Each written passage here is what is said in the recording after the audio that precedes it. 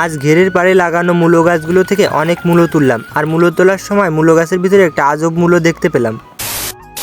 তো হ্যালো বন্ধুরা, কেমন আছো সবাই? আজকে চলে আসলাম ঘেরে, আর ঘেরের পাড়ে দেখো অনেকদিন আগে কয়েকটা মূলো গাছ লাগাইছিলাম, মানে মূলোর বীজ বুনেছিলাম, আর সেই বীজগুলো অঙ্কুরিত হয়ে দেখো চারা হয়ে কত বড় বড় মূলো ধরেছে গাছে। আর দেখো মূলো কিভাবে হয় মাটির নিচে। তো বন্ধুরা, আজকে আমি এখান থেকে অনেকগুলো মূলো তুলে নিয়ে যাব বাড়িতে খাওয়ার জন্য। মূলোগুলো যেহেতু অনেক বড়ই হয়ে গেছে, তাই আর বয়স হয়ে গেলে সেই মূলো আর খাওয়া যাবে না, আর বয়স্ক মূলো কেউ খায় না। তার জন্যই আমি কয়েকটা ছোট দেখে দেখে মূলো উঠিয়ে নিয়ে যাচ্ছি বাড়িতে খাওয়ার জন্য। আর মূলো তোলার সময় অনেকগুলো মূলোর ভিতরে দেখো এটা কি দেখতে পেলাম। তো বন্ধুরা, এটা হচ্ছে একটা মূলো, আর দেখো এই মূলোটা কেমন ডিজাইনের হয়েছে। তো দেখো এই মূলো সাধারণত এরকমই হয়, আর তা তো তোমরা সবাই জানো। তার ভিতর থেকে এই মূলোটা দেখতে একটু আজব কিনা বন্ধুরা তোমরাই বলো। আর মূলোটা কিন্তু আসলেই সুন্দর দেখতে। তো দেখো আমি এখানে মূলোগুলোকে ধুয়ে পরিষ্কার করে নিচ্ছি, কারণ মূলা যেহেতু মাটির নিচে হয় তাই একটু গায়ে কাদা লাগানো থাকবে, এটাই তো স্বাভাবিক। তার জন্যই একটু জলের ভিতর ধোয়া দিলে মূলোগুলো একদম চকচকে পরিষ্কার হয়ে যাচ্ছে। একদম পরিষ্কার করেই মূলোগুলোকে বাড়িতে নিয়ে যাব, তার জন্য আমি ধুয়েই নিচ্ছি। তো দেখো বন্ধুরা, এখানে কতগুলো মূলো নিয়েছি আমি।